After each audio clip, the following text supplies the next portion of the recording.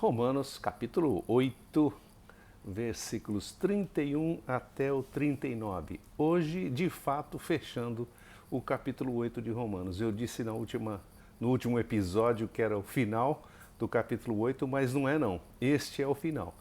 E é um hino, é um cântico, é um momento assim de não só de meditação, de considerar tudo o que ele acabou de falar, como a graça de Deus, como a bondade de Deus nos transforma, como a vida do Espírito nos renova, como a habitação do Espírito dentro do nosso coração nos torna filhos e filhos amados e amadas de Deus, e como nós temos a intercessão de Jesus Cristo, a intercessão do Espírito, a intercessão do Pai. Nós estamos completamente guardados por essa bondade, por esta graça, e ao mesmo tempo Paulo está completamente consciente, porque ele é alguém que vivia constantemente debaixo de provas, de perseguição, de muitas pessoas que não entendiam o seu coração, nem a sua mensagem, nem aquilo que ele estava fazendo ou dizendo.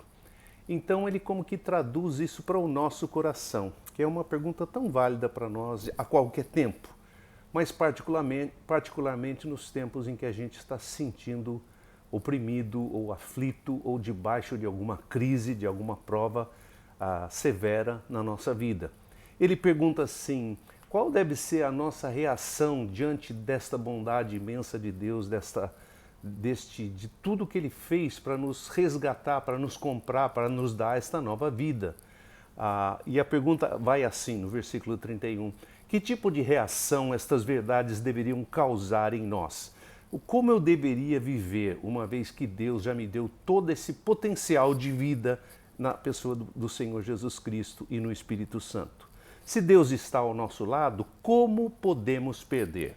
Olha essa pergunta. Se Deus está ao nosso lado, como podemos perder? Você já ouviu a frase, né? Eu e Deus somos a maioria. É mais ou menos por aí. Tipo assim, se Deus está comigo, quem pode estar contra mim? Quem pode lutar contra a minha vida? Aquele Deus que entregou o seu próprio Filho por amor a nós, não nos daria, na sua bondade, junto com o seu Filho, tudo mais que precisamos? Claro que daria. Ele está fazendo uma pergunta retórica, uma pergunta que ele já sabe a resposta.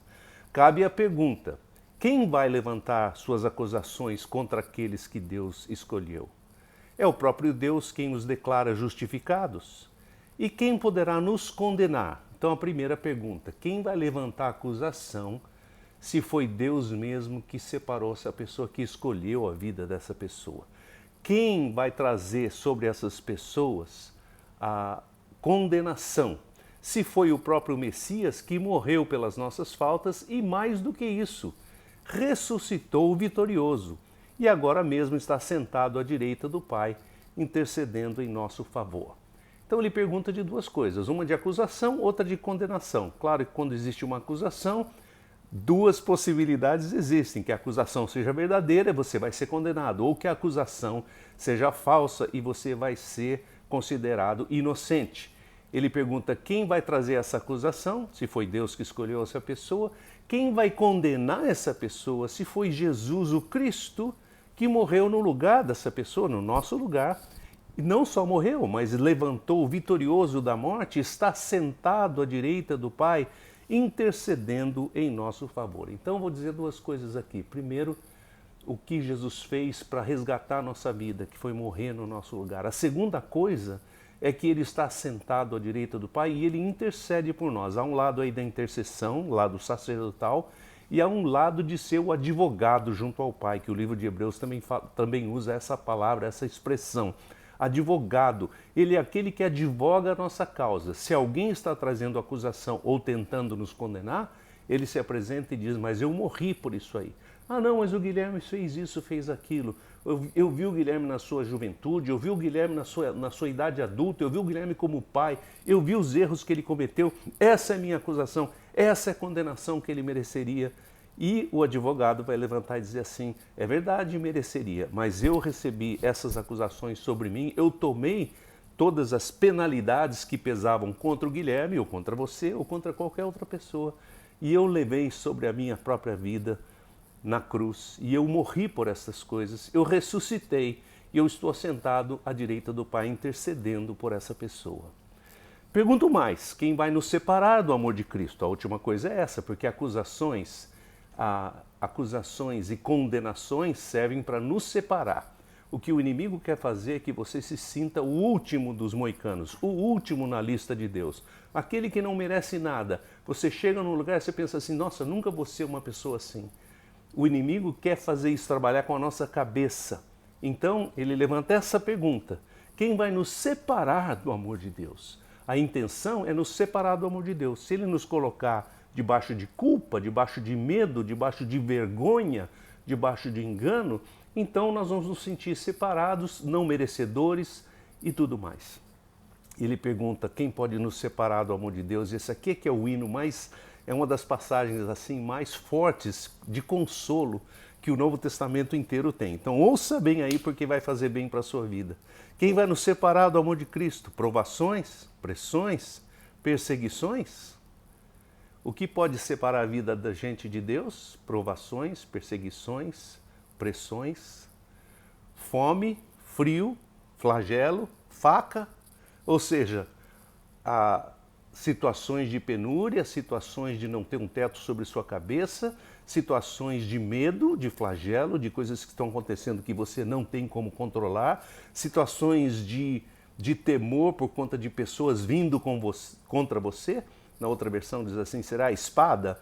Hoje em dia ninguém usa espada para ameaçar ninguém, mas eu coloquei aqui faca. Será uma faca, será um revólver, será uma arma contra a sua vida que vai separar você do amor de Cristo? Assim diz a Escritura, ele continua, que jamais pode falhar.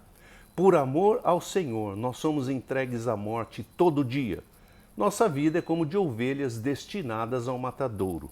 Então ele está falando assim, não se espante com isso, porque de fato é assim que é a nossa vida. Nós estamos sempre debaixo de ameaça.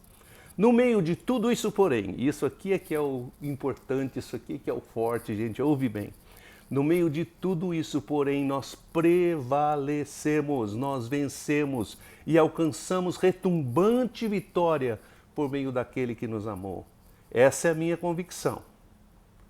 Nem a morte, nem a vida, nem anjos de luz, nem entidades das trevas, nem coisas da vida presente ou da vida futura, nem altura, nem profundidade, nem mesmo alguma outra criatura, seja qual for, jamais poderá nos separar do amor de Deus que se encontra no Messias, Jesus, o nosso Senhor.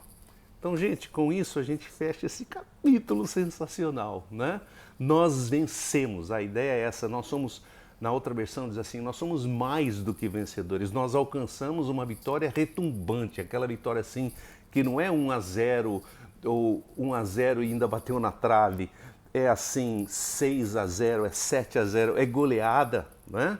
Então é esse sentimento de que nada, nenhuma pessoa, nenhuma situação, e ele fala assim, nem a morte nem a vida, ou seja, ele está dizendo, houve gente, ainda existe gente que tem entregue a sua vida por amor ao Evangelho. Houve mártires no passado, existem mártires hoje em dia nesse mundo, e isso é uma coisa sensacional, pessoas são capazes, não existe maior amor do que esse, do que entregar a sua própria vida. Né? A morte não pode nos separar. Quem tem essa convicção, tem essa certeza, olha, pode fazer o que você quiser. Se você quiser me matar, Paulo dizia assim, para mim o morrer é Cristo, o viver é lucro. Se eu morrer, estou com Cristo, então está tudo bem.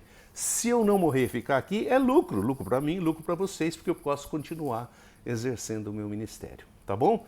Nada pode nos separar do amor de Deus, que essa verdade fique arraigada, marcada no seu coração para sempre, tá bom? Deus abençoe, boa semana para você.